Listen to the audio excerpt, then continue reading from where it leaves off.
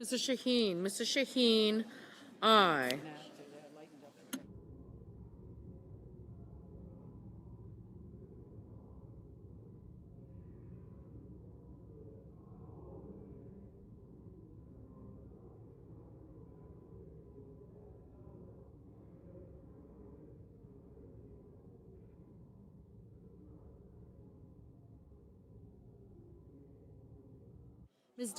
Ms. Duckworth, aye.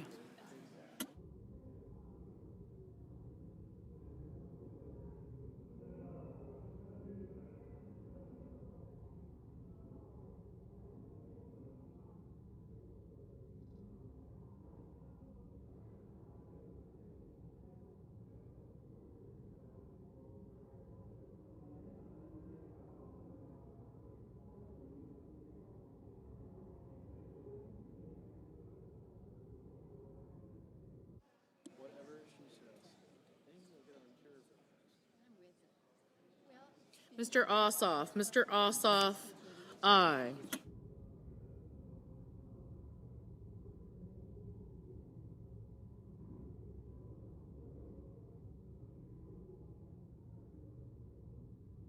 Mr. Durbin, aye. Mr. Banks, no.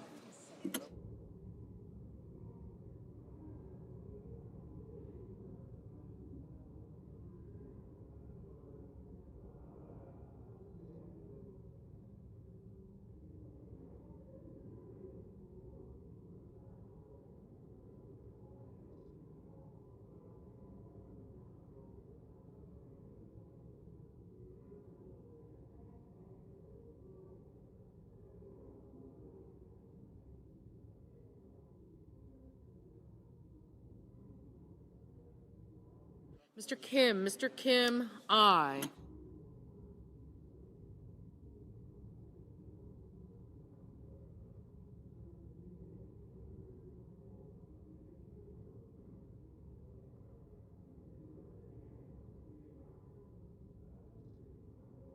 Ms. Murkowski, no. Mr. Sanders, aye.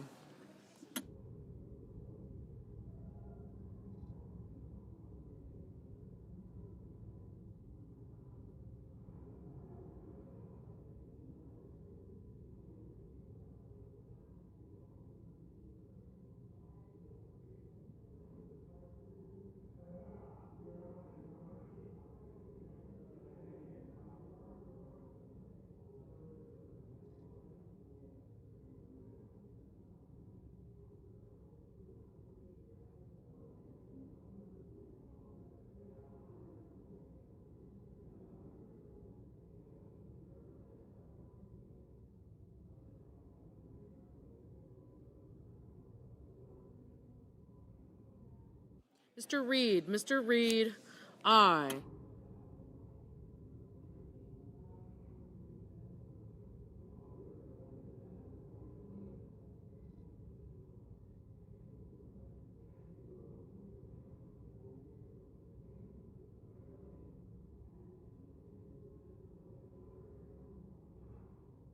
Mr. King, aye.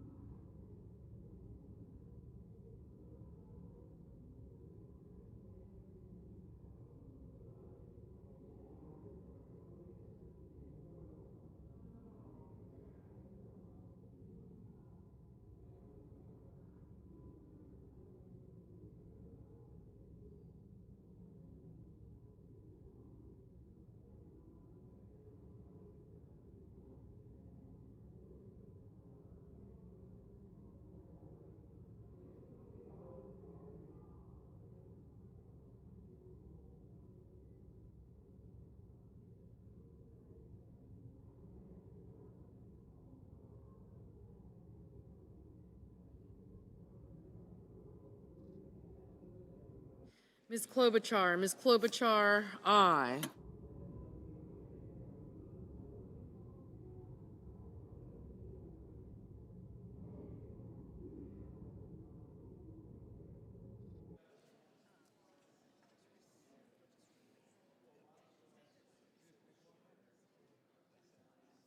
Mr. Husted, Mr. Husted, no. Mr. Schmidt, Mr. Schmidt, no.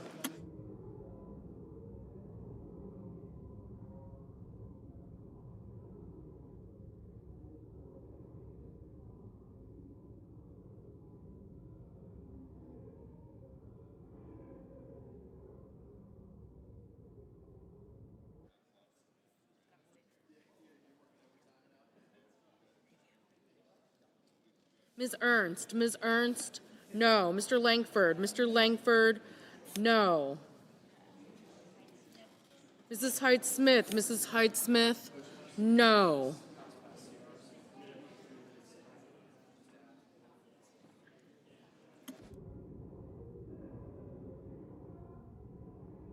Mr. Wyden, aye.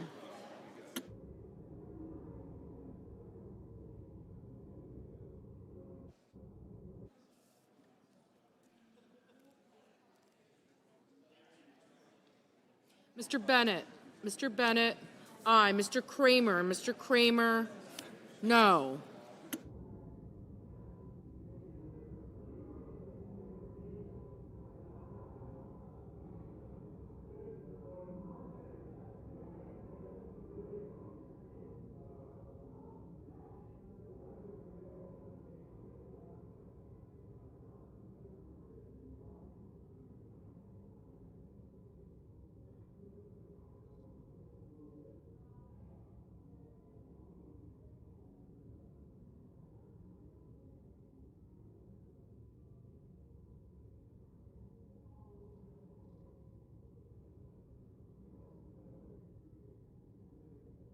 Mr. Tuberville, no.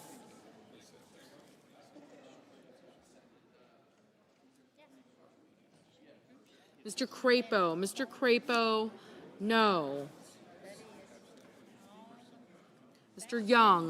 Young, no.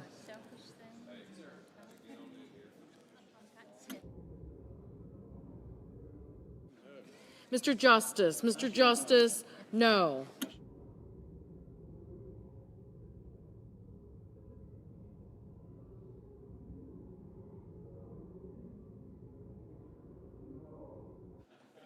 Mr. Wicker, no.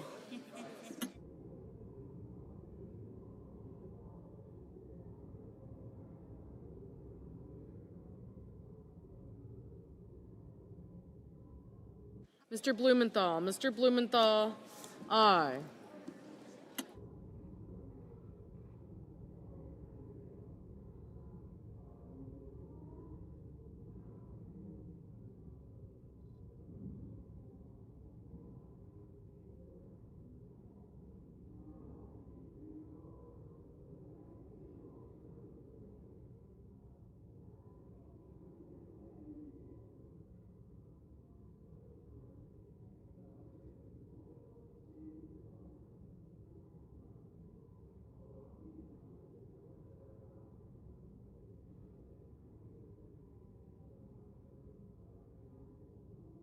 Mr. Hickenlooper, aye.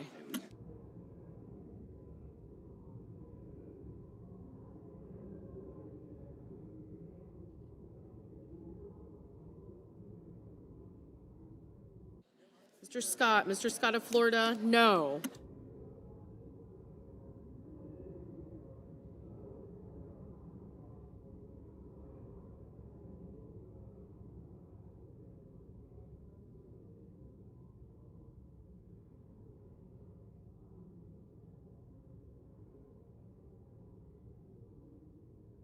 Mr. Whitehouse, aye. Ms. Baldwin, aye.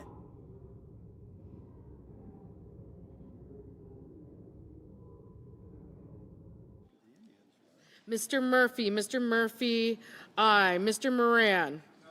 Moran, no.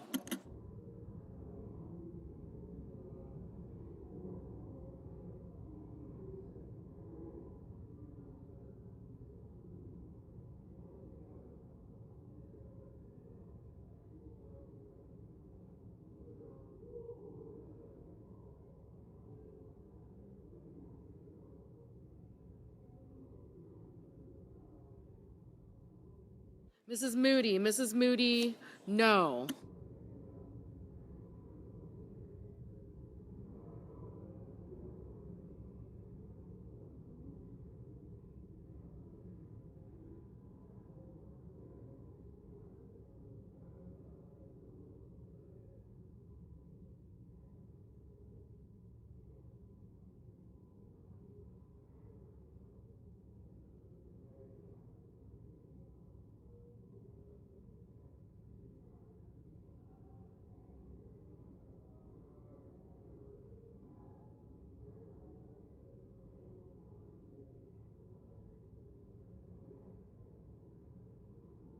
Ms.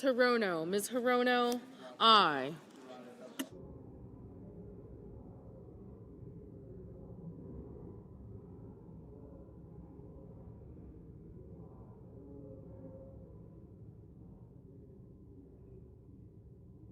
Mr.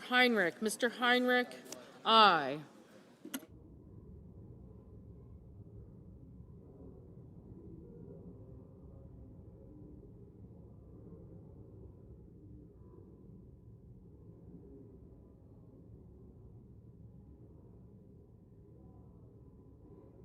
Mr. Bozeman, no.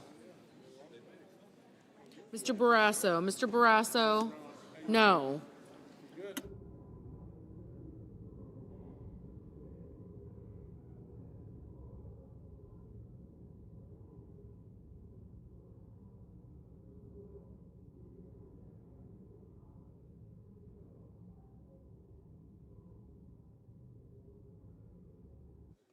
Ms. Collins, no. Ms. Smith, aye.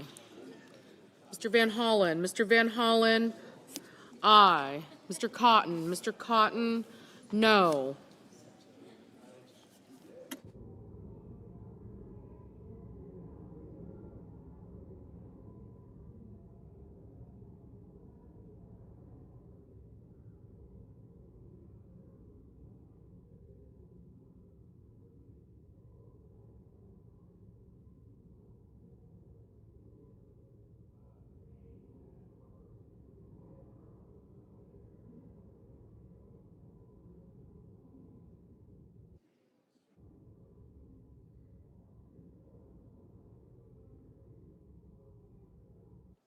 Mr. Schiff, aye. Ms. Warren, aye.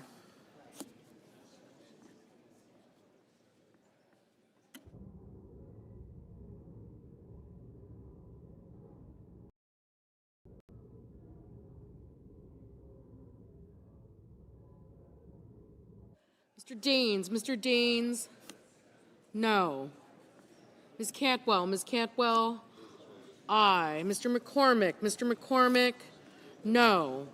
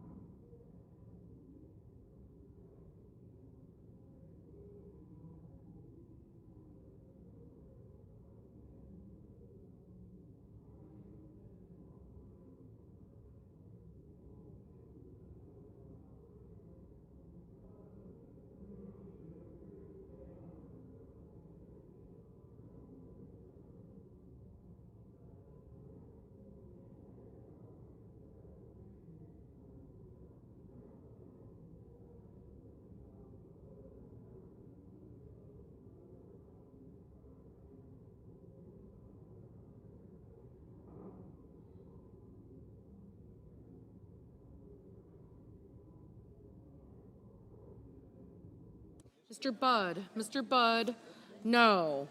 Mr. Mullen, no. Mr. Peters, aye.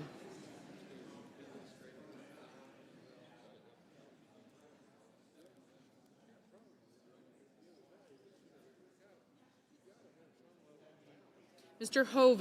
Hoven, No.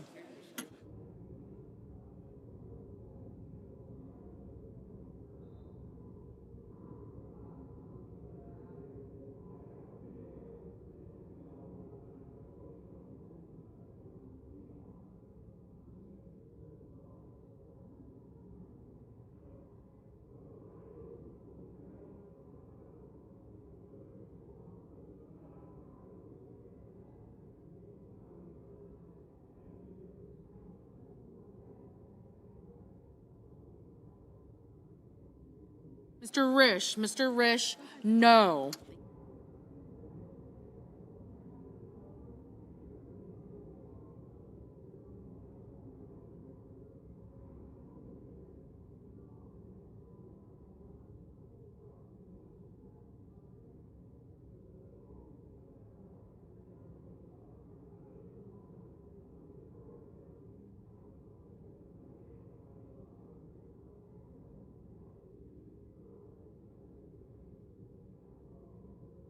Mr.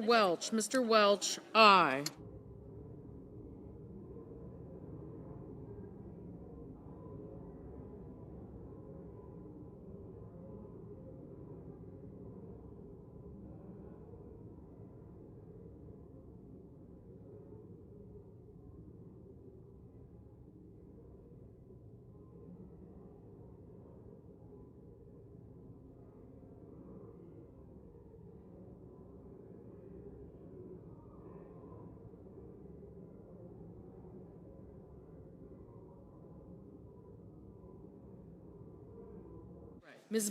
Mrs. Britt, no. Mr.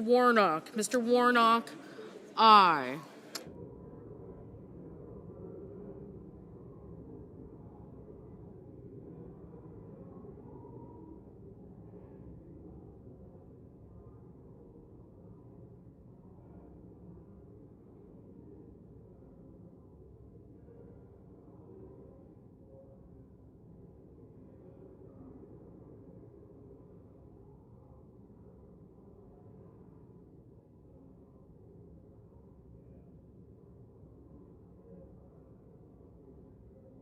Ms.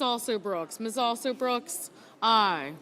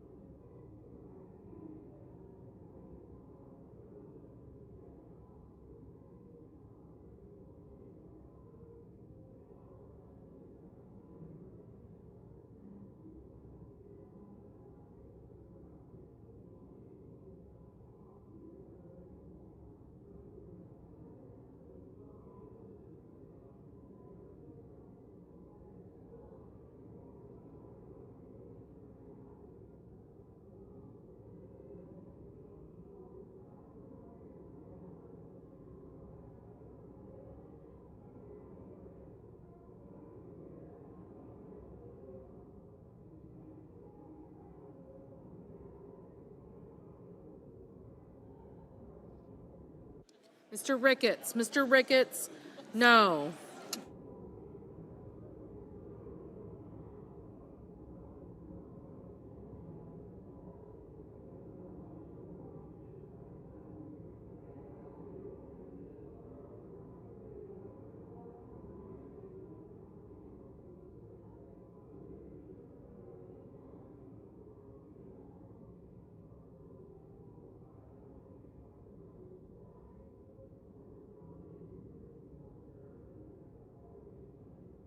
Mr. Coons, aye.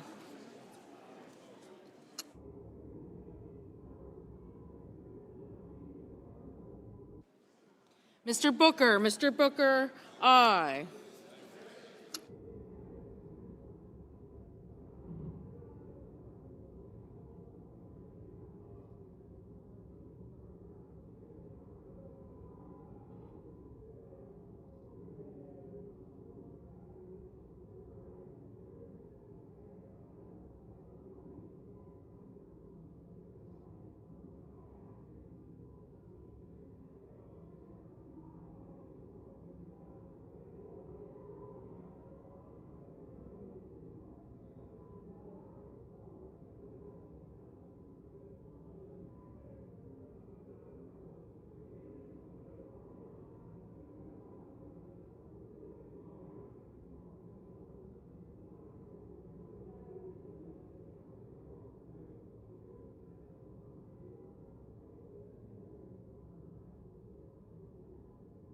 Mr. Hawley, no.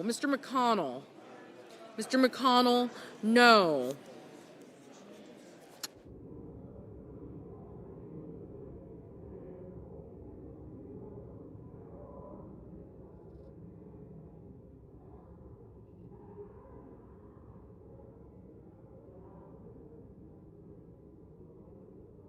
Ms. Rosen, aye. Mr. Gallego, aye. Ms. Slotkin, aye.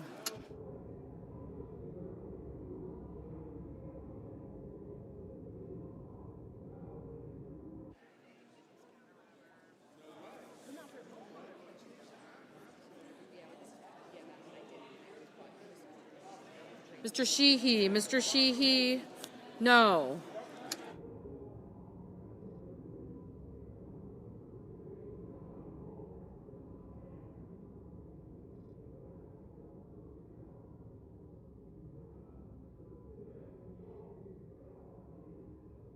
Mr. Haggerty, no. Mr. Sullivan, no.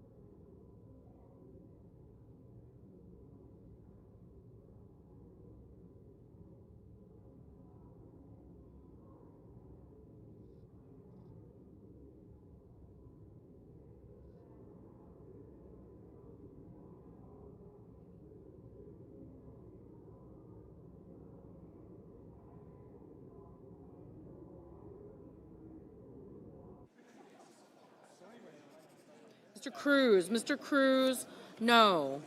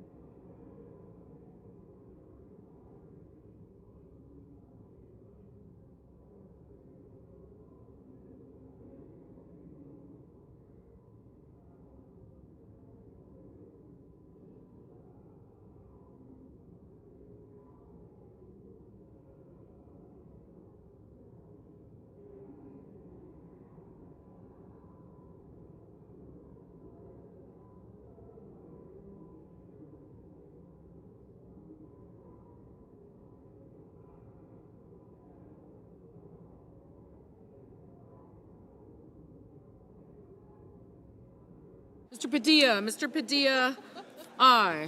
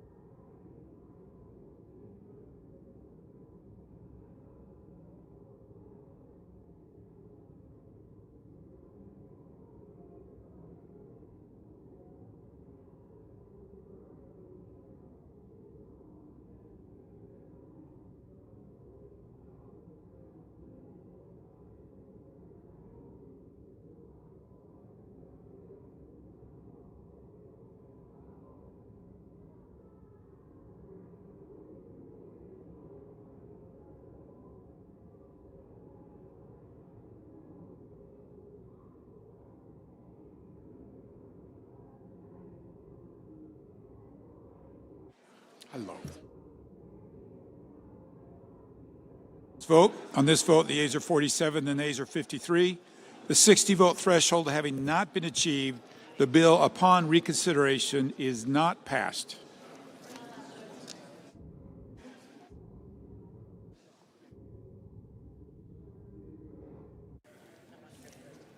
Mr. President. The Senate will please be in order. Mr. President, we have order, please. Please take your conversations outside the chamber. In a few minutes, the Senate is going to vote on the Republican partisan status quo bill. It's a partisan status quo bill. The Republican CR was the wrong option for America a week ago. It remains the wrong option today because it does nothing, absolutely nothing, to solve the biggest health care crisis in America. As we speak, tens of millions of Americans are getting letters in the mail informing them that their health care premiums are about to shoot up by an average of 114%. For a working-class family that needs health care, this is a huge increase. It's going to dramatically hurt them. And our Republican colleagues want to do nothing about it. 4 million people are about to lose coverage. 24 million people will see their health care costs go up. And even if you don't have ACA, the insurers are going to raise rates on you because they're getting so much less money because of all the cuts my colleagues made. This is a crisis. Now, I know the leader is going to show a poll that says that Democrats will be blamed for the shutdown. There are many more polls that show Republicans are blamed. The question in that poll is biased. Biased. In the New York Times, but it's biased. If you turn the...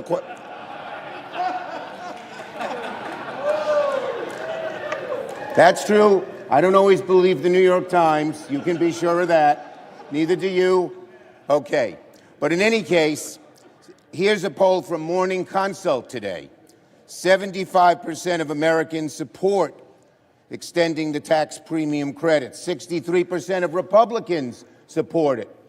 And 45% of voters say they'll blame Republicans in Congress for a government shutdown. Only 32% blame Democrats. It's natural that people understand that Donald Trump and the Republicans want to shut down and Democrats do not. We need to deal with this health care crisis now, not later. But the Republican bill fails to do that. I urge my Republican colleagues instead to join with us, work in good faith to keep the government open, keep costs down. This is a totally partisan bill. Not once were we approached about what our input should be. When I was Majority Leader, 13 different times we passed CRs. Why? Because every single one of those 13 times we negotiated with Republicans to keep the government open. We still want to have those negotiations today. Democrats remain ready to get to work to negotiate a bipartisan agreement, a truly bipartisan agreement to keep the government open. But we need to fix our health care system now. We need to stop premiums from going up dramatically.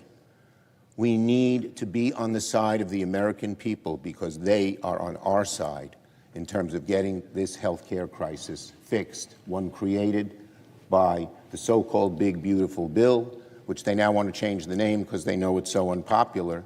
In fact, Republican leaders are saying, don't talk about health care because they know that we are on their side and the Republicans are not.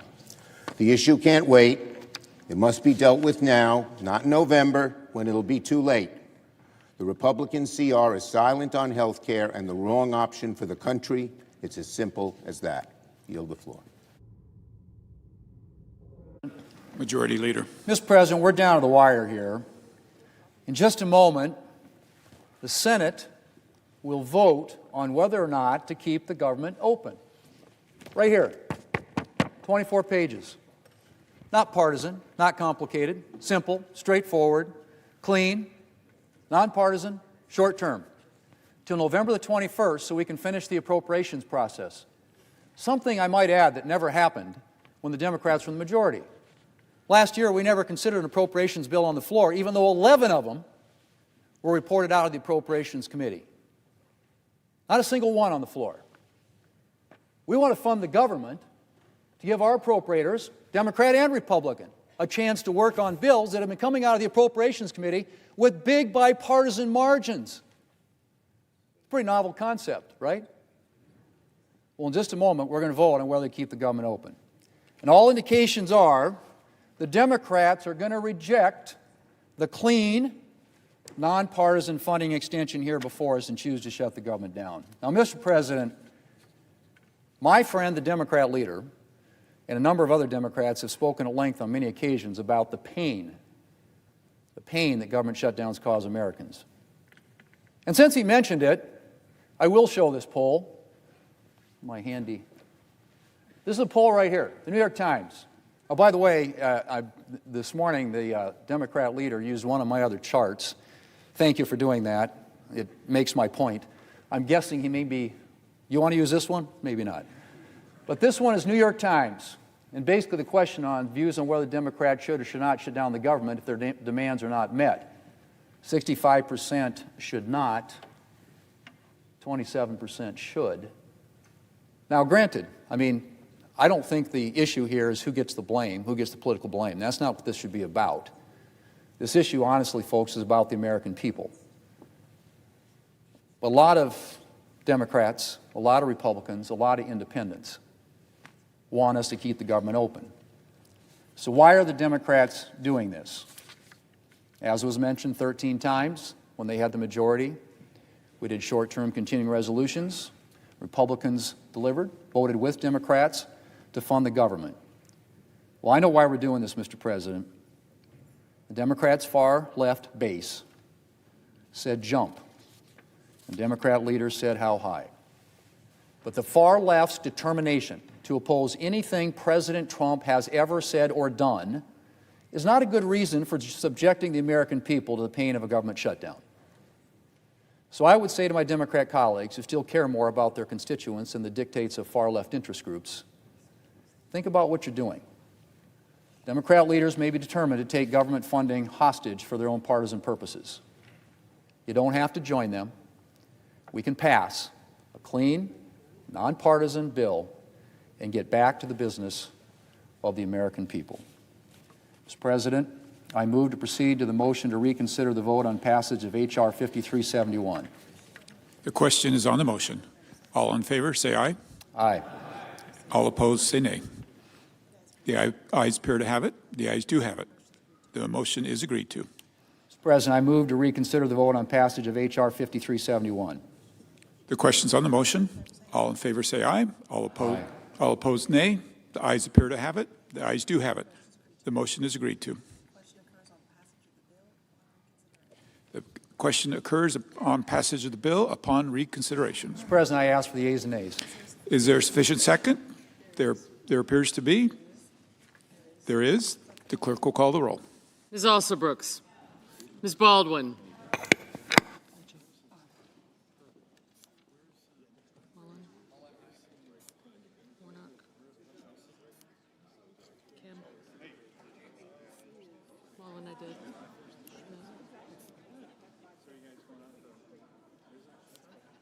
Mr. Banks.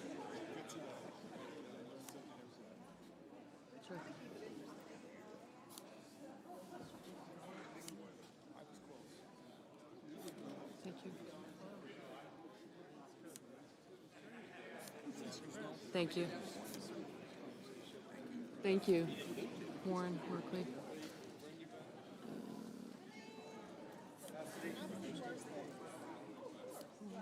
Smith?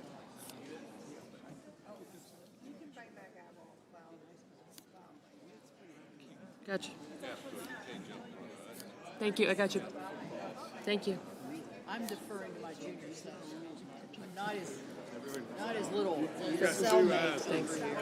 Tuberville, Thank you. Get Tuberville. I said you, but not the cellmate. And you're not.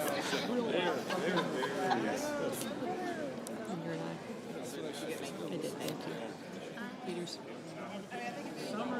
Thank you. Young. Kramer. Thank you.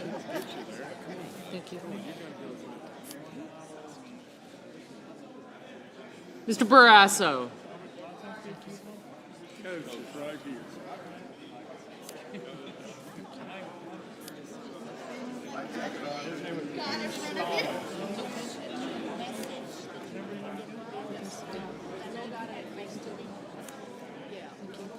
Bozeman's next.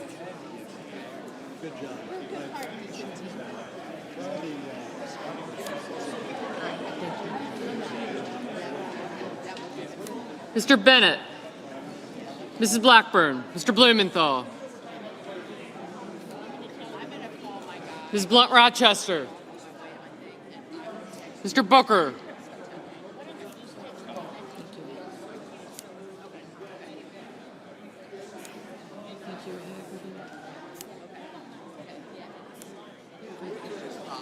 Sullivan, Mr. Bozeman, Mrs. Britt. Thank you.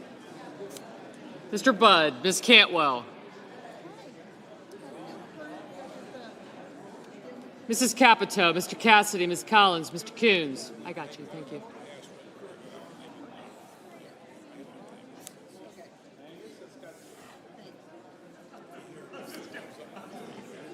Mr. Cornyn, Ms. Cortez Masto, Mr. Cotton, Mr. Kramer, Mr. Crapo,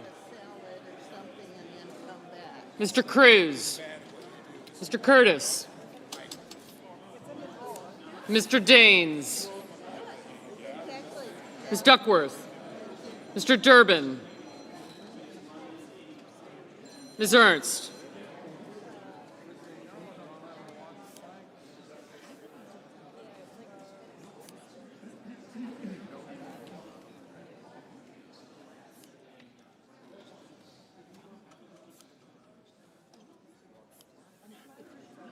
Mr. Fetterman. Thank you.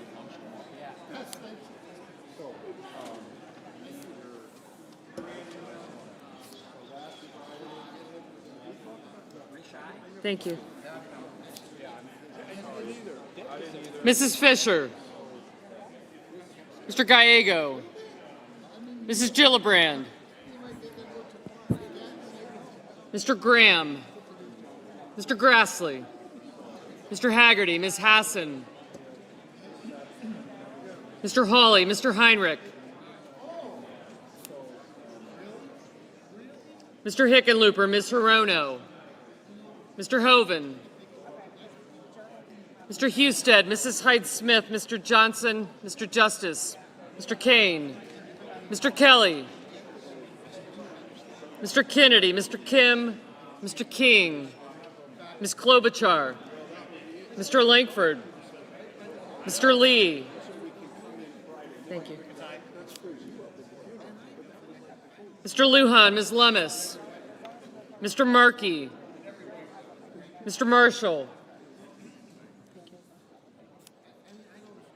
Mr. McConnell, Mr. McCormick, Mr. Merkley, Mrs. Moody, Mr. Moran, Mr. Marino, Mr. Mullen, Ms. Murkowski,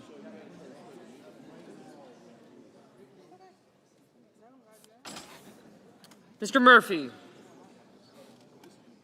Mrs. Murray, Mr. Ossoff, Mr. Padilla, Mr. Paul,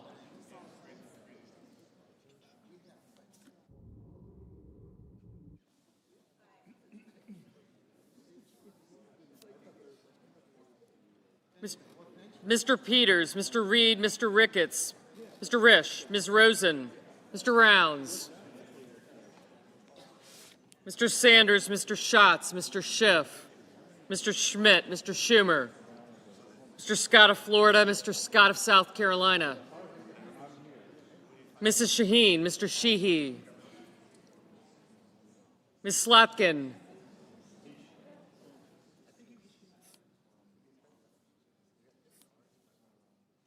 Ms. Smith, Mr. Sullivan, Mr. Thune, Mr. Tillis, Mr. Tuberville, Mr. Van Hollen, Mr. Warner, Mr. Warnock, Ms. Warren, Mr. Welch, Mr. Whitehouse, Mr. Wicker, Mr. Wyden, Mr. Young.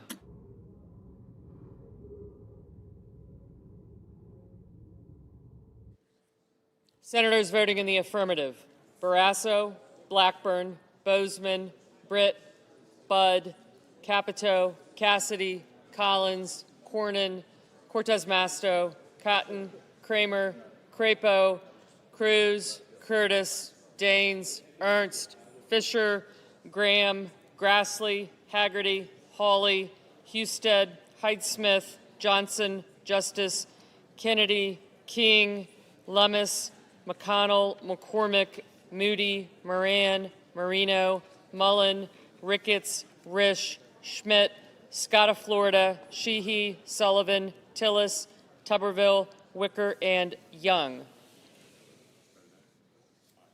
Mr. Langford, aye. Senators voting in the negative: also Brooks, Baldwin, Bennett, Blumenthal, Blunt Rochester, Booker, Duckworth, Durbin, Hickenlooper, Hirono, Kane, Kim, Klobuchar, Lujan, Merkley, Murray, Padilla, Peters, Reed, Rosen, Sanders, Schatz, Schiff, Schumer, Slotkin, Smith, Van Hollen, Warner, Warnock, Warren, Welch, Whitehouse, and Wyden. Ms. Cantwell, no.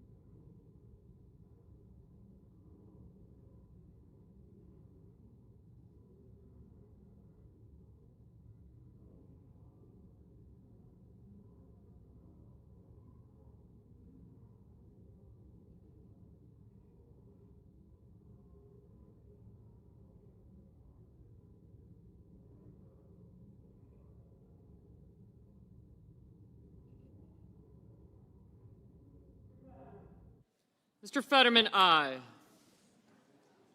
Mr. Kelly. Mr. Kelly, no.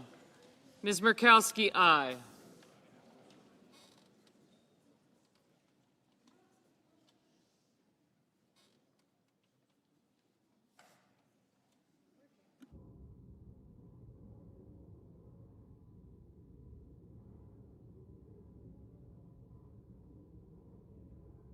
Mr. Ossoff, no. Mr. Banks, aye.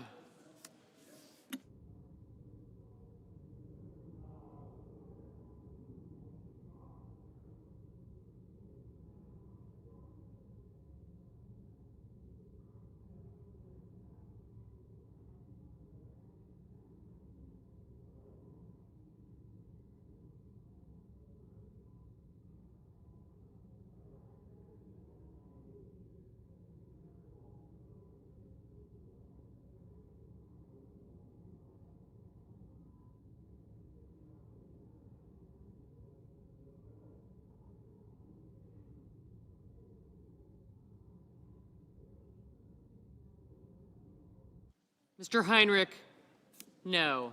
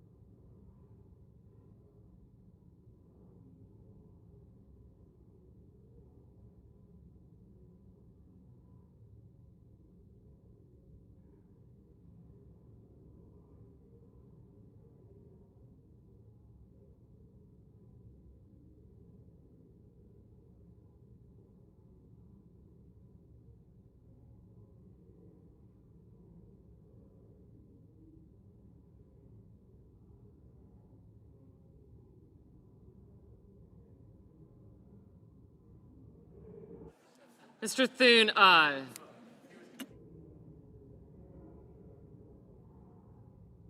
Mr. Hoven, aye.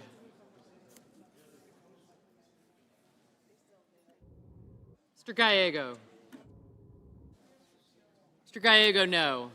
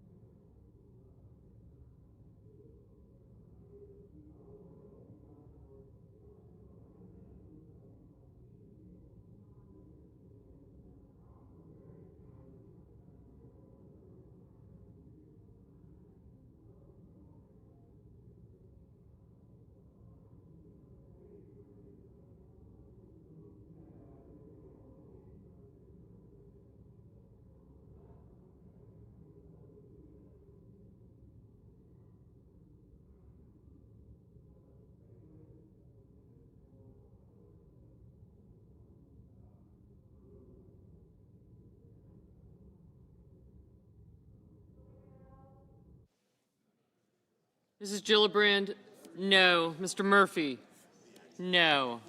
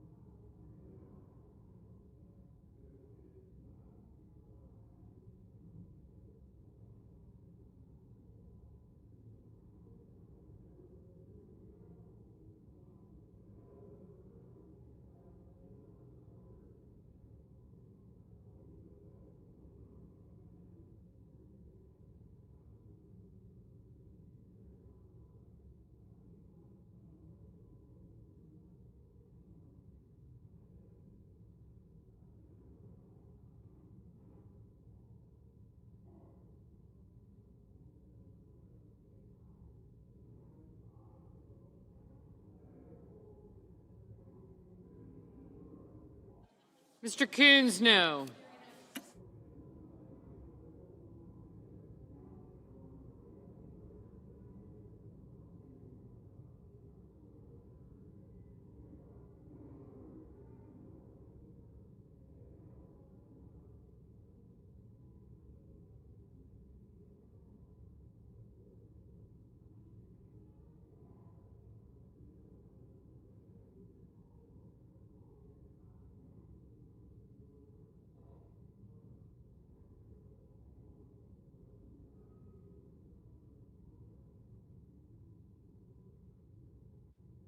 Ms. Hassan, no.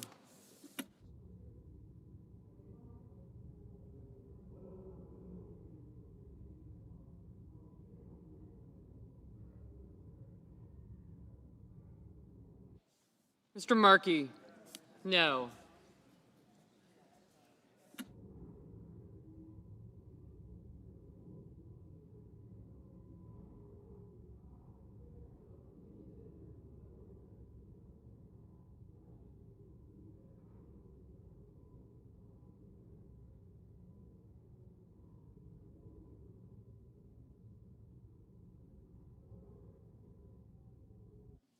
Mr. Lee, aye.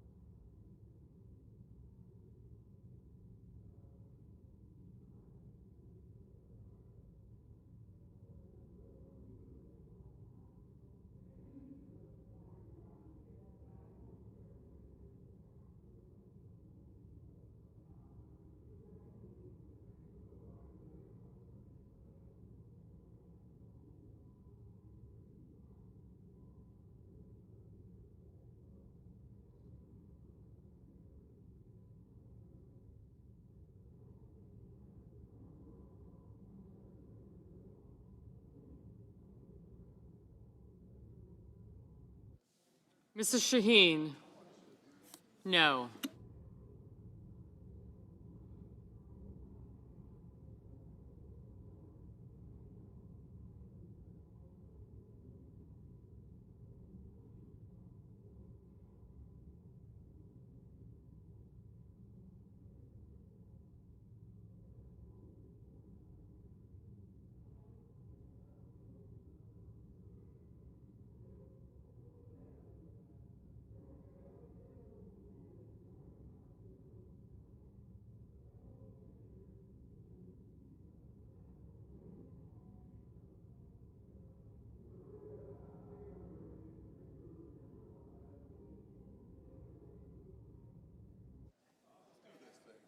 Mr. Marshall, aye. Mr. Scott of South Carolina, aye.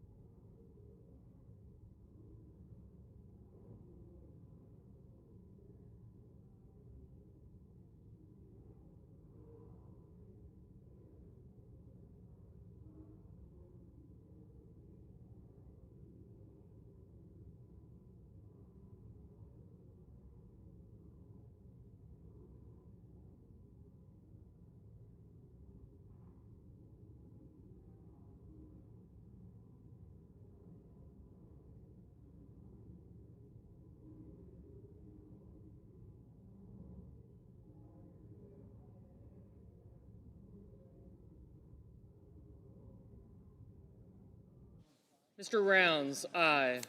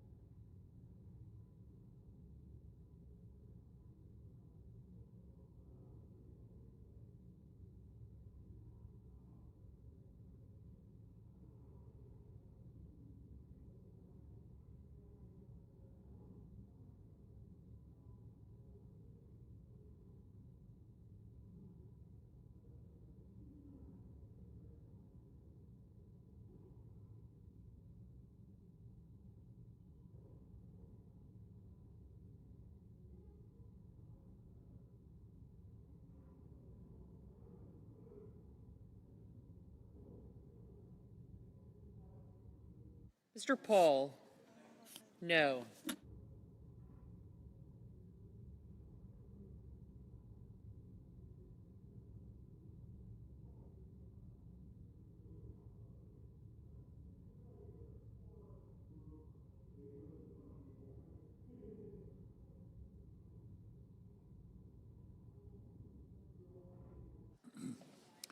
On this vote, the yeas are 55 and the nays are 45. The 60-vote threshold having not been achieved, the bill upon reconsideration is not passed.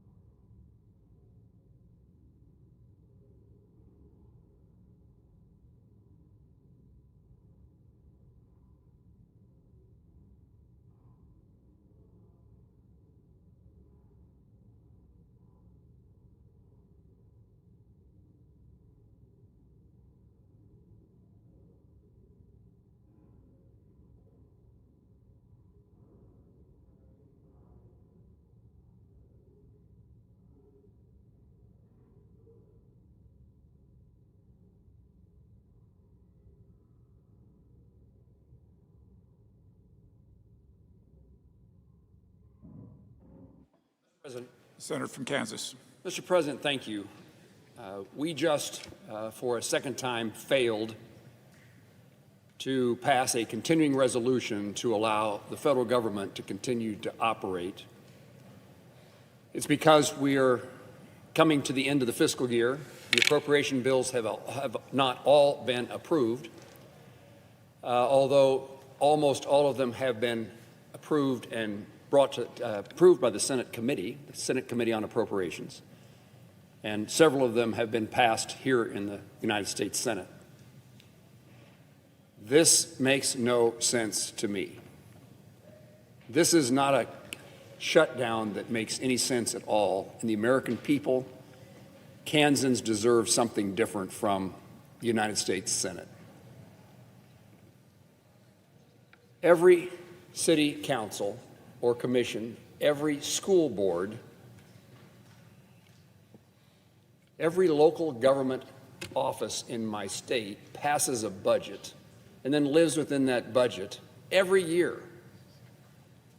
Every local unit of government at home can figure this out, and the United States Senate is failing one more time. A shutdown means uncertainty. Shutdown means dysfunction. And the issue to me is this continuing resolution that would fund the federal government for 21 more days.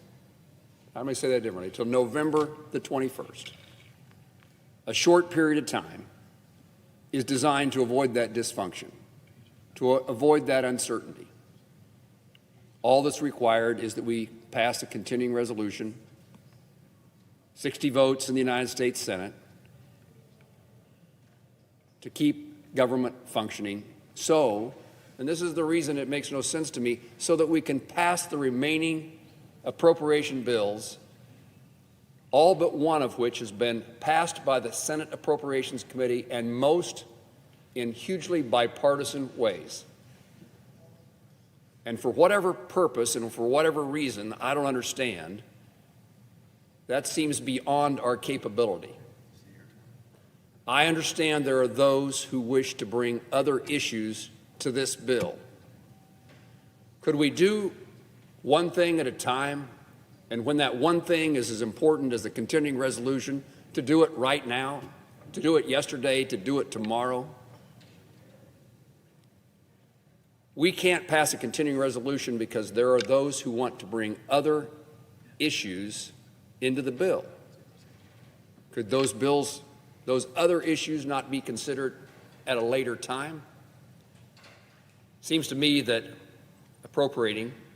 passing appropriation bills, the federal government functioning, is one of the primary necessities and responsibilities of the United States Senate, of the Congress of the United States. This is simple and straightforward. Give us a few more weeks to process the remaining appropriation bills. Government continues to function while we do so. A continuing resolution, particularly long-term, is a crazy thing because it says we're going to fund the federal government at the same level in the same way that we did last year. And if it's multiple years of continuing resolutions, the same way we funded government the year before that. Does anyone believe that the priorities of this country are identical to last year? Does anybody believe that they're identical to 2 years ago? Aren't there things that deserve more money? Higher priority? Aren't there things that deserve no money? Aren't there things that deserve less money or maybe even the same? A long-term continuing resolution is a crazy idea, and the short-term resolution of a CR that we're dealing with right now is an unnecessary idea. It's unnecessary because we can pass the appropriation bills and avoid a long-term CR, and we just need the time to do it. So a short-term continuing resolution, do it, take up the appropriation bills, as this majority leader has promised to do, and this majority leader has demonstrated he's willing to do it. It's a pretty straightforward solution to me. Give us a little more time, a few more weeks. Immediately begin the consideration of the appropriation bills that have been reported by the Senate Committee on Appropriations. And at the end of that period of time, we don't need a continuing resolution. We will have done our task. I yield the floor. Senator from Hawaii. Mr. President, I thank the senator from Kansas, and at the risk of getting him into political trouble, I am a huge fan of his. But I want to address the question that he asked, which I think is a legitimate one, which is, what's the hurry on the Affordable Care Act premiums? And there's a really straightforward answer, which is that people are getting letters tomorrow from their insurance carriers. Around 24 million people are going to get letters anytime from now until mid-November. And they are going to pay. Now, 24 million Americans are going to be told that because of the last tax bill that was just enacted by Trump and the Republicans, that people are going to be paying an average of 114% more per person per month. So it's not like we just went into a lab and cooked up an issue to try to hijack some unrelated moving legislative vehicle. The reason for this is that 24 million Americans are specifically on the ACA exchange, and they're absolutely going to get hosed. And because we're all in the same risk pool, it's not just people on the ACA exchange that are going to see massive increases in their health care premiums. Almost every American is about to see a spike in their health care premiums, just like they've seen electricity rates going up at double the rate of inflation, just like they've seen the price of vegetables go up by 39%, just like they've seen shortages of lumber and labor. We have an opportunity to do something because our Republican colleagues, at least some of them, understand the magnitude of this problem for their constituents. And so the normal thing to do in a functioning legislative body where the President of the United States does not believe that he is an elected monarch is to try to negotiate some accommodation. After all, these are all of our constituents. It's not like they're exclusively in urban areas or something. They're not exclusively Democrats. In fact, they're slightly more Republican than Democrat on the ACA exchange. And so if this were a normal, functioning time in American-style democracy, the President of the United States would convene what they call the four corners: majority and minority leader of the Senate, Speaker and minority leader of the House, and we'd try to figure out whether there was an accommodation to be made to save our collective constituents from all this pain. And so when Democrats had the trifecta, When Democrats had the House and the Senate and the presidency, we didn't have any shutdowns. And it wasn't because there's more goodwill on the Republican side towards continuing resolutions than there is on the Democratic side towards continuing resolutions. The reason is because Chuck Schumer and Nancy Pelosi sat down with Mitch McConnell and Kevin McCarthy or whomever it was and the president, and they figured out a deal. Even to raise the debt ceiling, Kevin McCarthy said, not for free. So this idea that the minority party, only this minority party, only in this time in United States Senate history, we are to shut up and do whatever we are told. And what's worse is they're asking the majority party to do the same thing. This president believes that he's a monarch. This president finds the legislative branch to be a nuisance. And you know what? The legislative branch is a nuisance. That's the architecture of the Constitution of the United States. We're supposed to be in a struggle with each other. We're supposed to argue and fight. And then we're supposed to come to an accommodation. But we can't come to an accommodation until there's a meeting. And so we're going to be here fighting for health care, and we're also going to be here fighting to reopen the government. If the clock strikes midnight and we're not able to avert this shutdown, then we are going to be here ready to deal. We understand we're not going to get everything we want. We understand we're in the minority. We understand we're out of power. But understand this, we're not powerless. We still represent, pessimistically, 47% of the, certainly 47% of the Senate seats, but something like half the country wants us to represent their point of view. And the point of view that we are representing, by the way, is shared by most of the constituents who are represented by Republicans too.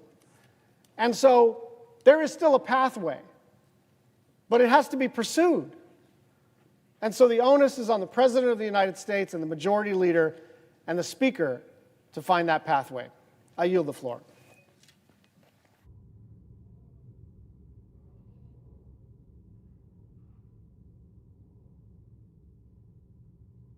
President. Senator from Nevada.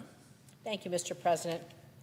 We're just a few hours away from the start of a government shutdown that could have been prevented by Washington Republicans just talking to us. But Donald Trump and Washington Republicans chose to once again put politics ahead of the American people. They won't come and talk to us. After slashing Medicaid and taking health care away from families who need it the most, Donald Trump and Washington Republicans are now shutting down the government, like I said, because they refuse to come to the table. They refuse to have a conversation. They refuse to work in a bipartisan way to stop a massive spike in health care costs for hard-working families, for all of you. And that's it. That's it. This is why Trump's about to shut down the entire federal government. You know, my dad often said, if you don't have your health, you don't have anything. And it's clear that Donald Trump and Washington Republicans want you to have nothing. Nothing. Because they're doing everything they can to take away health care from as many Americans as possible. And for every American, everyone out there, your health care premiums are about to double. About to double. Everybody across the board. So while Republicans, those folks here in Washington, fight for billionaires, Democrats are here fighting for you, for your health care, for your ability to see a doctor, get your prescriptions without breaking the bank. In my state of Nevada, over 110,000 Nevadans get their health care coverage through the Affordable Care Act's marketplace. We know it as Nevada Health Link. Nearly 95,000 of those families are able to afford their premiums using Nevada Health Link, thanks to what we call the enhanced premium tax credits. So I want to be clear, because there's a lot of misunderstanding here. It's not a handout. It isn't welfare. It's just a tax break that helps lower the costs for nearly 95,000 Nevadans so they can afford to buy an insurance policy, so they can go to the doctor when they're sick and have a copay, and go to the pharmacy to get their medication for a copay, so they can just afford their insurance.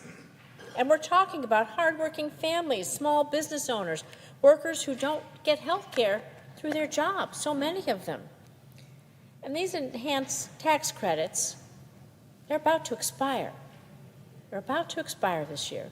And if Congress fails to act, health care costs across the board will double for everyone. Everyone. So when premium costs go up, many families won't be able to afford it any longer, meaning they'll lose their care. And the ones who can afford it, their deductible is going to be so high, they're never going to meet it, and they're still going to be paying out of pocket in ways they can't afford. You know, more than 38,000 people in my state alone, well, they're going to probably lose their coverage right away, all because Washington Republicans just refuse to extend this tax credit, allowing them to purchase their own insurance. Families, sadly, are going to be forced to make impossible choices. They'll be forced to delay care. They'll skip doctor's visits. They'll cut their medication in half. Cut those pills, give them half a shot of insulin to make ends meet. And these choices are real. They're real for these families, and sometimes they have tragic consequences. And since the beginning of this year, Democrats have been trying to work in good faith with Washington Republicans to extend these ACA enhanced premium tax credits and protect Americans' health care coverage. We've even introduced bills to extend the tax credits. We've tried to pass them right here on the floor, and at every turn, Washington Republicans have refused. They refused to hear your voice, refused to listen to you. My phone is ringing off the hook about people scared to death about losing their health insurance. And earlier today, when given an opportunity to keep the government open and extend the credits, every Republican voted no. Instead of working with Democrats to keep health care affordable, Washington Republicans are holding the government and the American people's health hostage to score political points. So I'm going to be clear here. We will not be bullied by Donald Trump, and we will not be bullied by Washington Republicans into sacrificing your health care, the health care of American families, of our children, of our seniors, of our friends and neighbors. Not now, not ever. Trump can't bully us into taking away your health care. Nevadans sent me here to fight for them, not to cave and let Washington Republicans and Donald Trump take away your ability to go to the doctor and get your medication.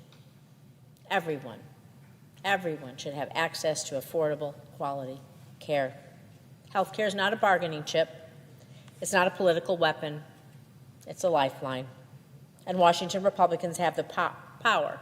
They have the power to prevent this shutdown today. Just come and talk with us. So I urge them to do their jobs. Come to the table, have a discussion, have a negotiation, extend the ACA premium tax credits, put people over politics. The time is now. Thank you. I yield the floor.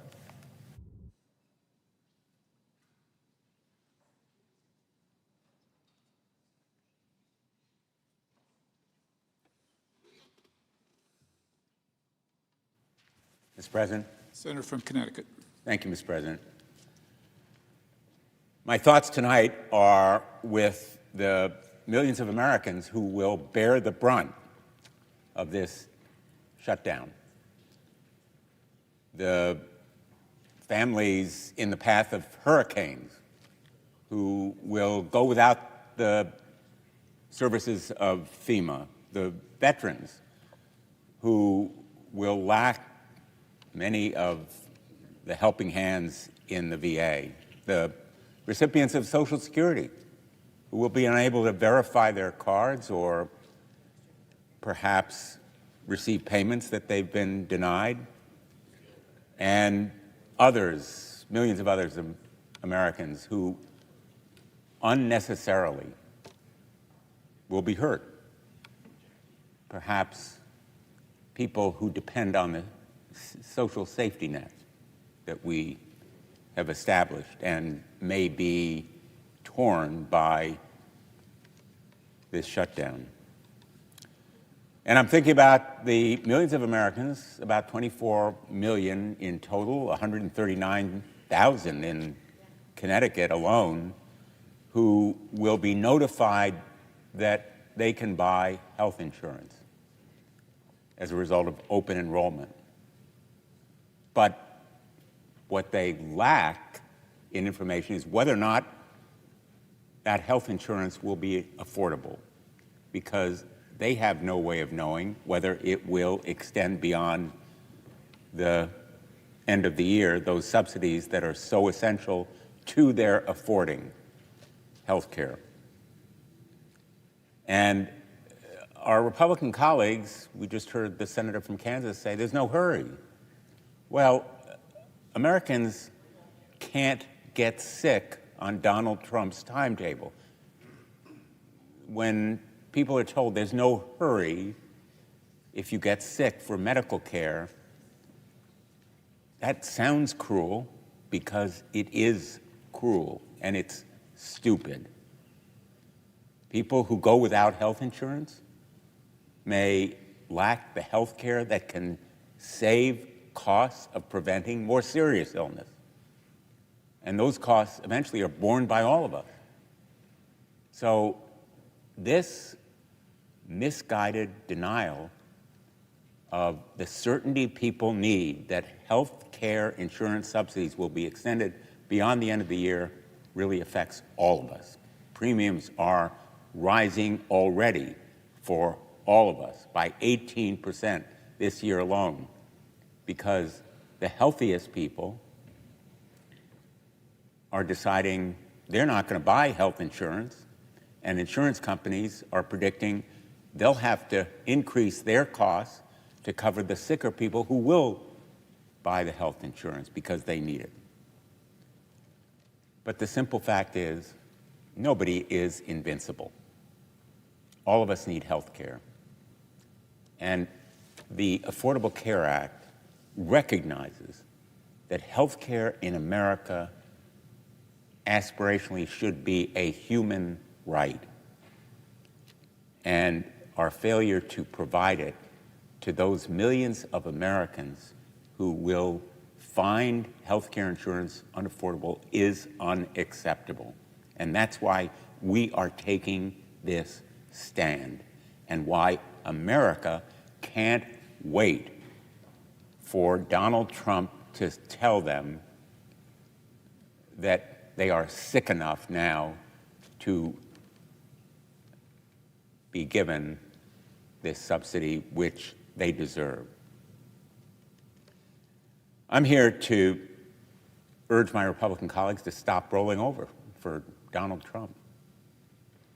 Their constituents, as well as ours, are affected by this delay in providing affordable health insurance.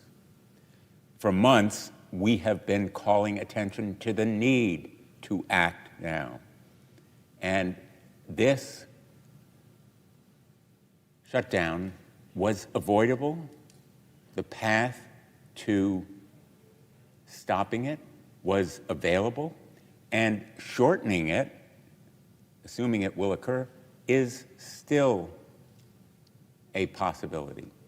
If we come together, if Republicans are willing to negotiate, if they come back to town, House Republicans are out of town. They are out of touch with reality. And the way forward is simply bipartisan negotiations, coming together, reaching a solution, as is the way shutdowns have been avoided in the past.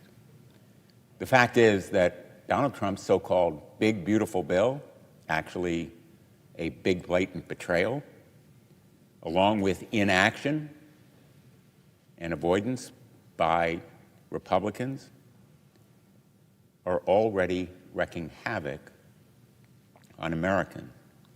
In Connecticut, health insurance rates for 2026 have increased by nearly 18%, the largest increase in the last 6 years. Without the subsidies, consumers with ACA coverage will see premium increases in the range of 75%. I have visited with hospitals, community health centers, physicians, and many more who have raised their deep concerns about the impending cuts in Medicaid. The budget bill Republicans passed in July is threatening also Medicaid coverage for 158,000 Connecticut residents. And anyone lucky enough to keep their coverage will see reduced benefits as the state struggles to make up the differences in lost federal revenue. Americans and our health care system simply can't afford to be nickel and dime like Republicans are forcing them to do. The ACA premium tax credits have protected millions of Americans from higher health care costs. They've reduced the number without health care insurance. They've provided robust choices for consumers and provided stability for health care providers, particularly in rural areas, and there are rural areas affected in Connecticut. And in addition to the impending cuts in Medicaid, Republicans are refusing to extend these subsidies. It is cruel, it is unnecessary, it is dumb. So I'm here to advocate for the 139,000 Connecticut residents who depend on these credits and the 24 million Americans who are making decisions about health care insurance coverage right now at their kitchen tables, in their living rooms, in their home. It should not be a partisan issue. At the end of the day, it's a choice. Do we choose a highly successful solution that has reduced health care costs for the whole nation, or do we allow the clock to run out and raise health care costs for families in every state in this country? That choice can still be made in the next 24 hours, in the next 2 days, to shorten and lessen the pain that will be felt by Americans. I choose to stand with working families. I will fight, and we are unified in our fight as a matter of conscience and conviction. We will not be bullied. Donald Trump should know that we will stand strong for working families in America. They deserve health care. It is about saving health care and holding Donald Trump accountable to follow the law. When there is a budget, when it's passed by Congress and signed by the president, he cannot be allowed to simply ride roughshod over it and disregard it. It is the rule of law and health care that's at stake here, and I will fight for them. Thank you, Mr. President. I yield. The senator from Rhode Island. Well, we are headed into a miserable situation. It is a miserable situation for all of the federal employees around the globe who are going to be put into shutdown mode. It is a miserable situation for our country as the rest of the world looks at us as the gang that can't get its act together and pass simple funding bills for the government. It is an extraordinarily frustrating moment to be here now. There are very few people for whom this is not a miserable prospect, but there are a few of them, and one of them is OMB Director Russell Vought, who is a strange character who has spent his life in the care and feeding of the fossil fuel industry and big polluters, and who takes a perverse joy in destroying American government from the inside. Mr. President, I see that the Majority Leader has come to the floor, asked unanimous consent that when he is concluded and I pick my remarks back up, my remarks be linked back together as if they had been made without interruption. Without objection. With that, I yield the floor to the Leader. Thank you, Mr. President. Thank the senator from Rhode Island for yielding. I'll be very quick here. Mr. President, I ask unanimous consent that the Senate be in a period of morning business with senators permitted to speak therein for up to 10 minutes each. Without objection. I ask unanimous consent that the Senate now proceed to the block consideration of the following resolutions which are at the desk. SRES 427, SRES 428, SRES 429. Is there an objection to proceeding en bloc? Without objection, the Senate will proceed en bloc.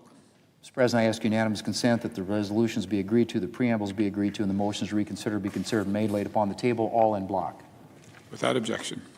Mr. President, I ask unanimous consent that the Committee on Judiciary be discharged from further consideration. The Senate now proceed to SRES 396. The clerk will report. Senate Resolution 396, condemning the tragic act of violence on September 10, 2025 in Evergreen, Colorado, and so forth. Is there objection to proceeding to the measure? Without objection, the committee is discharged and the Senate will proceed. Mr. President, I ask unanimous consent that the resolution be agreed to, the preamble be agreed to, and the motions to reconsider be considered made and laid upon the table. Without objection. I ask unanimous consent that when the Senate completes its business today, it stand adjourned until 10 a.m. on Wednesday, October the 1st, that following the prayer and pledge, the journal proceedings be approved today at the morning hour be deemed expired, and the time for the two leaders be reserved for the use later in the day. Morning business be closed, and the Senate resume consideration of calendar number 115, S2296. Without objection, so ordered. Mr. President, for the information of my colleagues, senators should expect 3 votes at 11 a.m. and further votes later in the day. If there's no further business to come before the Senate, I ask that it stand adjourned under the previous order following the remarks of my colleagues. Without objection. The senator from Rhode Island. So there will be misery ahead for most normal people, not counting the weird ones who like inflicting pain and doing damage for the benefit of a bunch of creepy right-wing billionaires who've propped them up their whole lives. And the reason we're here is really twofold. One, as they've shown during the Trump regime, Republicans really don't want to govern. They want to rule. They don't want to talk to Democrats, even where they need our votes. Here they need our votes. And yet, what have we been offered to get those votes? Nothing. Not even discussions. The president only met with the Democratic leaders just yesterday. And he didn't seem to be aware of what was at stake here for the Americans who are about to lose a huge health care benefit. They just go wildly forward. We've seen it over and over again here on the Senate floor. How many times in just the few months that we've been here in this administration have Republicans done the thing that they were furious when we even talked about doing, to overrule the parliamentarian and change the rules to make things easier for themselves rather than negotiate with us? My count is 4 already. 4! And we're only 9 months in. They don't want to govern. They don't want to talk to us. They want to rule. They want to dictate to us. And at the same time, the other reason we're here is that there's this strange Republican fixation with taking health care away from people. I do not understand it. There are lots of Republican constituents who really depend on Medicaid, who really feel great that they're on Medicare, who really have their family budgets made possible by the credits from the Affordable Care Act. It's not like Democrats get the benefit of this. Everybody gets the benefit of this. And yet, what have we been put through just in these months? $1 trillion in cuts to Medicaid. $1 trillion. in cuts to Medicaid. Already, hospitals and nursing homes and doctors' practices are reeling at what those cuts mean for their financial viability. Medicare, $500 billion in cuts, hidden in the bill in a tricky way so that the cuts come through sequestration and nobody has to own them. They can do a Pontius Pilate hand wash of the cuts. Well, no, we saw what you did. You own it. It's a $500 billion cut to Medicare. And why you would want to do that, I cannot imagine, but that's what you did. And now we have these cuts to people receiving help, paying for their health care under the Affordable Care Act. It's going to be about 40,000 Rhode Islanders. These aren't people who have loads of money. Their premiums are going to, on average, double or better. I mentioned a retired mental health counselor yesterday. She's going to have $477 in added expense every single month because of this. And it all starts now. It all starts happening now. So when we're told, why are we forcing the issue now? It's because now is when the issue is upon us. When we're told, why don't we negotiate later? My question is, why aren't we negotiating now? Why would we believe when we're told that you'll negotiate later on this when you won't negotiate now on this? Now when you need our votes, you won't negotiate on something that you say you'll negotiate later? Why does that make any sense? Why is that even remotely credible? The harm starts now. The negotiations should start now. And frankly, what Democrats are asking for is something you ought to be doing anyway, just to help your own constituents. This shouldn't be hard at all. We should not be here having this conversation. This should have been resolved already, except that the Republican majority wants to rule, not govern, and they have this strange fixation with taking away health care, even from their own constituents. Over and over again, we've seen it. We've seen it with the repeated overrulings of the parliamentarian. We've seen it with the Beautiful for Billionaires bill that got rammed through with a simple majority. We've seen it with the change in the rules to allow 100 nominees to go through the time under advice and consent. We have seen it with clean air standards that help everyone being repealed over and over and over again. The Republicans take the path that allows them to rule, not to govern, that allows them to ignore the minority party even when they need our votes, even when what we're asking for is in their constituents' interests, even when what we're asking for is something that their constituents want. Even then, we're up against this blockade. So I hope that Republicans come to their senses. I hope that the president realizes what he is doing and that we can put an end to this shutdown as quickly as possible. But let me make this absolutely clear. This is a shutdown that lands entirely at the feet of the Republican Party that controls the Senate, that controls the House, that controls the presidency, that won't negotiate with Democrats even when it needs our votes, and that has an unhealthy fixation with taking away health care from their fellow Americans. I yield the floor. Madam President. The senator from Delaware is recognized. Madam President, I'm asking why we're here.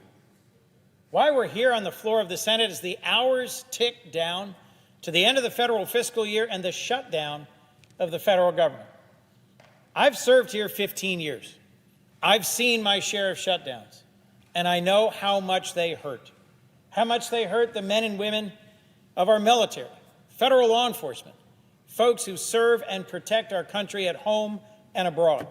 And they should not have to wonder when or if they'll get paid. A shutdown isn't good for our reputation abroad and our cohesion at home. I have always worked to find some path, some deal, some way to keep the government open. And I've talked to a dozen colleagues in recent days about this fight and about tonight. This is about health care. This is about my party saying enough is enough. We know that if you have health care, everything else can work itself out. And if you don't have your health, almost nothing else matters. President Trump ran on making America healthy again, on reducing prices, on making life easier for the working people of our country and their families. And instead, what we've seen is decision after decision, action after action by President Trump and the Republicans in Congress that raises prices on health care, on insurance, on drugs, on medications, whether it's the tariffs being imposed on prescription medications or the decision to end subsidies that keep health insurance affordable, or it's laying off thousands of researchers working to help cure pediatric cancer or address ALS or do research into HIV/AIDS, decision after decision that moves us in the wrong direction, that makes us sicker, poorer, and more divided. I'm usually one of the first to walk across the aisle and say, let's find a solution. Let's find a way out of this. And I've been doing that in recent days, talking with colleagues. But I can't see a way forward if we can't change direction and together say to the people we serve, we want to help with your health care. We want to stop the cuts to NIH and CDC. We want to reduce the increases in health insurance costs. We want to help you and your family. In my home state of Delaware, emergency room wait times are too long. And as millions of Americans get thrown off of health insurance, they're going to go to the emergency room. And those wait times will get longer and longer for all of us. Next month, we're going to find out how much health insurance premiums go up. For some Americans, they're going to double. But for all of us, they will go up. Healthcare is getting costlier, and Americans are getting sicker. So why am I standing on this floor tonight saying I'm not voting to keep this government open? Because enough is enough. There are ways we can and should work together to change direction, to put on the floor the bipartisan health appropriations bill that'll restore tens of billions of dollars to the NIH and CDC, that'll stop Trump's cuts to American health care and insurance and research. There's a path towards reforming and extending the Affordable Care Act that both parties should agree on. But folks, if you're listening, your member of Congress needs to hear from you, needs to know that you want us to work together to reverse course and end Trump's tragic cuts to health care. If my colleagues don't get those calls, they won't change direction. And if they don't change direction, we won't reopen this government. Make no mistake, we have Republicans in control of the House and Senate and the White House. If they want to find a way forward that reduces the harm to Americans and our health care, we can. And I'll be one of the first to extend my hand to find that path. But if we don't change direction, we shouldn't reopen this government, because Americans have taken too many hits already, too much additional cost, too much cuts to health care research, too much increase to health insurance costs. This is a fight about America's health care, and we're fighting for you. Thank you. With that, I yield the floor. The chair recognizes the gentlelady from Minnesota. Madam President, I have 7 requests for committees to meet during today's session of the Senate. They have the approval of the majority and minority leaders. Duly noted. Thank you.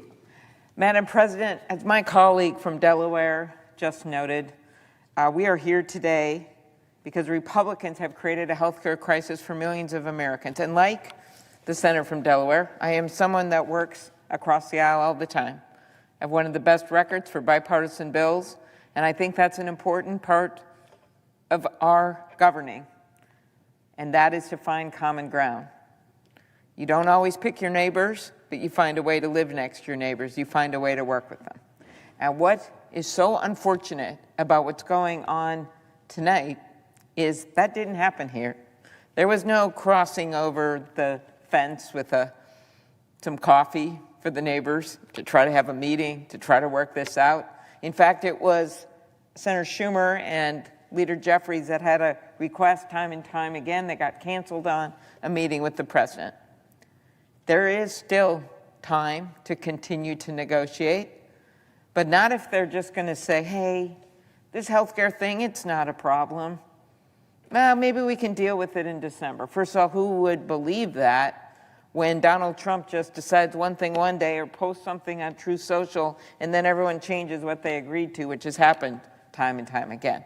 So that's one reason it's not reality unless he's at the table. Number 2, it's not reality because this is not a December problem.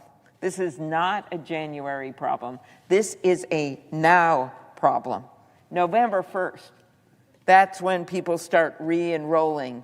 Whole bunch of small businesses, 20 million people, more than a quarter of the farmers in this country who are already facing, as one of my farmers said to me last week, a perfect storm of ugly. That's about the tariffs, that's about their input costs with fertilizer, and that's about their personal health care costs. A perfect storm of ugly. When you're in a big storm in Minnesota, you don't just go outside and hold an umbrella and think maybe it'll go away. You do something about it then. You take cover then. You help people take cover then. That's not what they're doing with this vote tonight. We have a bill that would help millions of Americans sleep easier. We're still dealing with the tariffs. We're still going to push on that, which has led to all of these grocery cost increases. We see what's happening with the electricity cost increase. Costs are up, chaos is up, and corruption is up. But there is one thing we can do, and that's one of the biggest cost drivers when we look at inflation, and that is health care. So let's start with how we got here. We know that over 110 million Americans depend on Medicare and Medicaid. 110 million. These programs cover everything from hospital visits to life-saving prescriptions to the long-term care that allows seniors to remain in their homes. And these programs, along with Social Security and SNAP, which is the nutrition program, have driven poverty among seniors for years to record lows. Best poverty-fighting program there is, Medicare, Medicaid. But the budget that congressional Republicans passed earlier this summer without our votes, again, didn't listen to us, makes the biggest cut in history to Medicare and Medicaid. That's right, the biggest cut in history, while all these other costs are going up.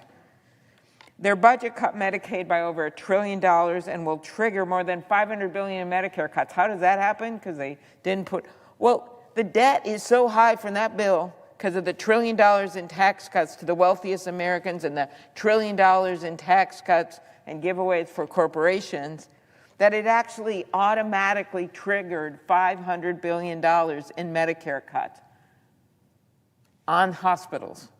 So when we go, as we did, our members on the Democratic side last week, and met with people in hospitals and patients and doctors and nurses, we heard about that. We heard about the 15 million Americans that are going to get shoved off their health care. But the one thing they could have done, and they voted against it once, but we know behind closed doors they're very interested in doing something about this, it is the tax credits to help people afford their health insurance. Without these tax credits, more than 20 million Americans will see their premiums skyrocket. Kaiser study just today came out. Double the premiums, double the premiums. That's why one of my hospitals told me, look, of course Medicaid hits us hard, of course Medicare does, but so many of our patients and the people who visit our clinic are on MNsure, that's the Affordable Care Act plan in my state, that if this happens, a whole bunch of them won't be able to afford it. Then they're going to show up in our emergency rooms, they're going to show up without insurance, they're not going to get the surgeries that they need, and they're not going to do their doctor's visits. That's why you've seen some Republicans, some overtly saying, we've got to do something about this. They shouldn't be talking about off-ramps. They should be talking about how to get their constituents off a cliff. Earlier this year, we marked the 60th anniversary of Medicare and Medicaid. As we look back at this monumental achievement, we should be strengthening health care in this country, not undermining it. We made progress, right? Capping out-of-pocket costs, passing my bill to allow Medicare to finally negotiate for better prices, making health care more affordable.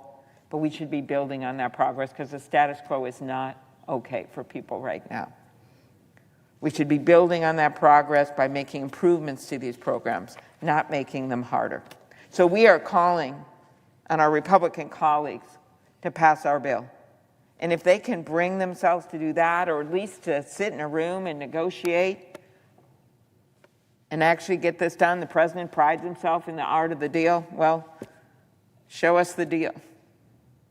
Don't say you don't need our votes, because you just found out tonight that you do. They need our colleagues to stop taking cues from a guy who, after a meeting about one of the most important moments in his presidency, puts out a deep fake video, offensive, making fun of the leaders. Who does that? What other president has done something like that when they're actually in a negotiation? This isn't political theater. These are real people, like the woman at Senator Shaheen's Spotlight hearing today, who was from Maine, and she is going to talk to her doctor, literally met with her doctor to say, okay, I can't afford these increases, so how do I manage to ration my medication for MS? And the doctor said, it doesn't work like that. The pressure will build in your brain. Well, I hope the pressure from the public, when they see what's going on, is going to build. And we're starting to see it all over the country right now. This is not the time to just accept the status quo and say we can't do anything about it while our constituents are going off that premium cliff. So maybe the president needs to get out and talk to that farmer whose soybean market has dried up. Now he's not going to be able to afford his health insurance, and see that perfect storm of ugly. He's not going to meet those people on the golf course in Mar-a-Lago. I can tell you that right now. He needs to get out there. And it's time to start taking cues and listen to real people and not memes and not fake deep fake videos. This is not a joke. Our bill is a path forward, and we ask them to come to the table and negotiate with us. Madam President, I yield the floor.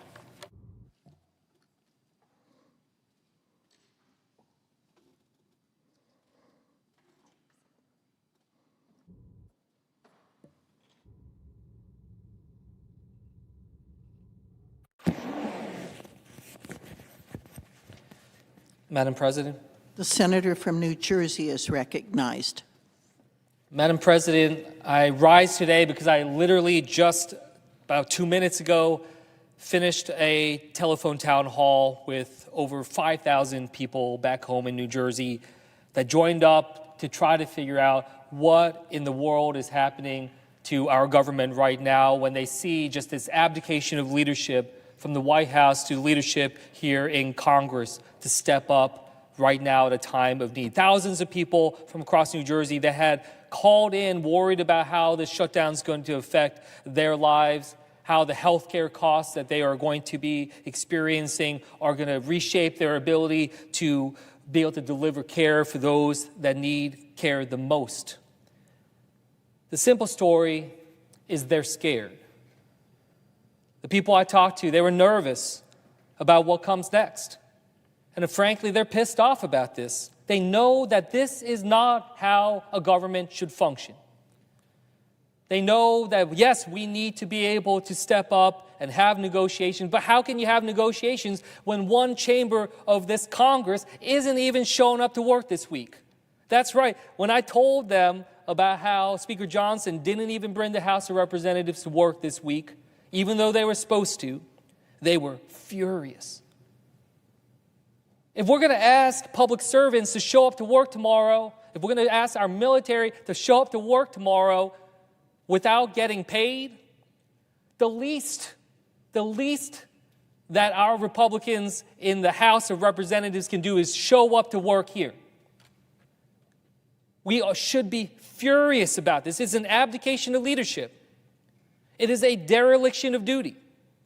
It is one of the most shameful things that I've seen in terms of just giving up on something that is so important, is going to have so much impact on so many people across this country. What I heard is they want us to be the adults in the room, to sit together, to be able to have the kind of dialogue. But instead, what we see is just this posturing and back and forth from Donald Trump, from leadership on the Republican side that hold the gavels here. And yes, the Republicans control the White House, they control the Senate, they control the House of Representatives, and the American people know that, and they know who is at fault for where we stand right now, that we are all about 3 hours away from a government shutdown. And this is something that I take personally. As someone who worked as a career civil servant before, I told my constituents today how I worked as a civil servant. I worked through multiple shutdowns before. Of course, I don't want to see us get to this place, and this should be an absolute last resort. But again, when they're not even bothering to show up to work, we know where their priorities land, that they have been moving towards this and barreling our country towards this for a long time now. So my constituents have every bit a right to be feeling pissed off about this. Because after we were already going through this in March, they see government once again not working for them. And they're right. Where have the attempts been over the past few months to work together to avoid this scenario? And again, it's not just about process. I don't want people to think that this is just some tug of war, that this is just some battle for political power, that this is just some challenge between political parties for who has the momentum on their side. There's real struggle. And I heard that on this town hall. We had people like Letitia from Camden who said that with the prices so high, quote, every choice feels like a sacrifice and the stress is constant. It's affecting how they're able to hold up and how they feel when they wake up every morning, what keeps them up at night. Still, she remains determined to advocate for families like hers who deserve stability, dignity, and hope. Or an urgent call from Barbara, who begged us not to back down from this fight. Laura from Brick, who called and urged Democrats not to back down from this fight, and being able to say how concerned she was for just regular citizens to be able to make things easier for everyone impacted. She was asking, how can she help? She's asking, how can she help those that are struggling from the shutdown? She frankly wants to do more than what Speaker Johnson is doing on the other side of this building. Or people like Mick from Toms River, who although was trying to be an informed citizen and learn what was going on, was having trouble figuring out fact from fiction regarding this budget because it's just the sheer amount of disinformation and lies that we see out there in political rhetoric. Lies that are blatantly trying to smear and make it difficult for the American people to understand what's at stake. So yes, when we hear the Speaker of the House talking about how this funding, that this is Democrats that are trying to cut resources from FEMA or make it harder for people to get care through the WIC program for women, infants, and children. Well, look, it's just deception. Because what we already know is that reconciliation bill that was passed, this is something that is estimated to potentially affect 3 million people, preventing them from getting care through the WIC program already. 3 million out of 8 million that get care now. So who is it that's actually hurting people's ability to get those services? And FEMA?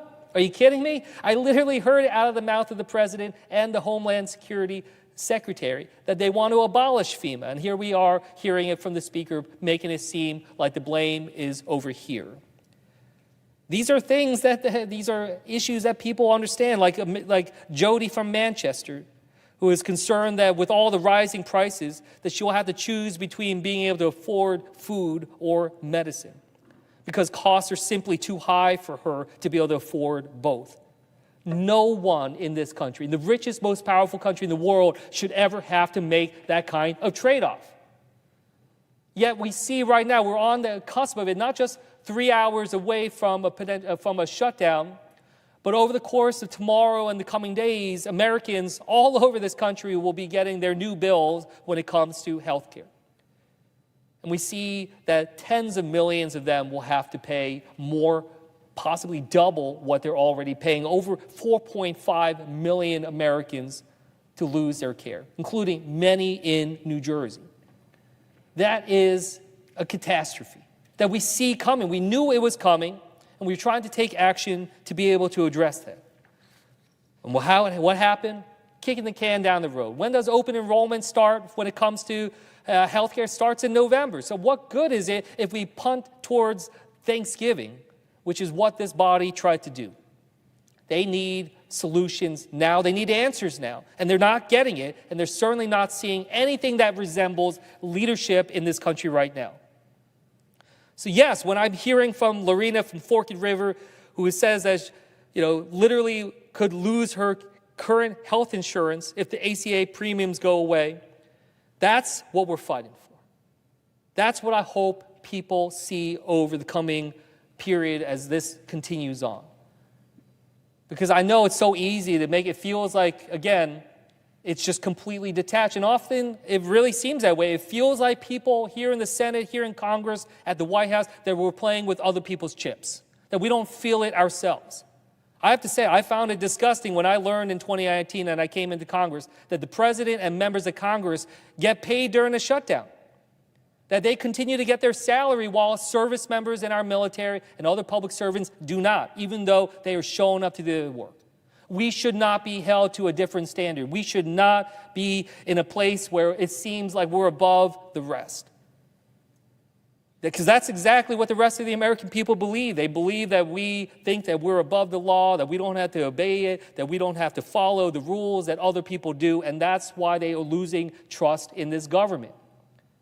And I can tell you, come midnight today, they have every bit reason to believe that, because we have failed to ability to be able to deliver for so many people.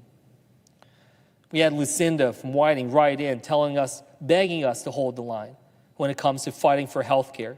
Because in her words, quote, I definitely cannot afford my ACA insurance without the advanced premium tax credits. If costs go up and health care gets more expensive, I will have to go without insurance and not go to the doctor. These are just a fraction of the thousands of calls and emails and outreach that we've received. We asked people to share their stories. We got over 3,500 stories back just this week about people's concerns about what's happening with this shutdown and losing health care. And we need to recognize that a president who can't even be bothered to learn about the hurt that is being put forward by his own party when it comes to our health care, that our bill is not one that is looking out for them. We need leaders who understand what is going on. We need leaders who care about the people they are supposed to be leading. We need leaders who will actually be the adults in the room. And yes, so I rise today to make that promise to New Jersey and to the American people that I will keep fighting for you and fight with you as we go through this. And we're going through uncertain times. We're entering unprecedented times. And I know that it's a lot for everyone. But again, we remember why we fight here. That while I'm giving this speech, I'm worried about the care that my father's getting, and my father's health is declining rapidly. Every single one of us knows what it's like to have a loved one struggling when it comes to their care. And I know everyone knows that experience of saying that we would try to move heaven and earth to be able to make sure that they get the care that they need in their time of greatest need? And how can I, when I stand by thinking about 4.5 million Americans, including many in my state, losing health care, making it harder for them to be able to deliver for their family, how can I say that this is a time to roll over, that this is a time to stand down? No. We draw the line here. We fight for your health care. We fight for your lives, your ability to deliver for your loved ones, and to be able to stand up together and say, this is not how our government should work. This is not how our democracy should function. We deserve better. The American people deserve better, and that's what we're going to fight for. We're going to fight for better. With that, I yield back the floor.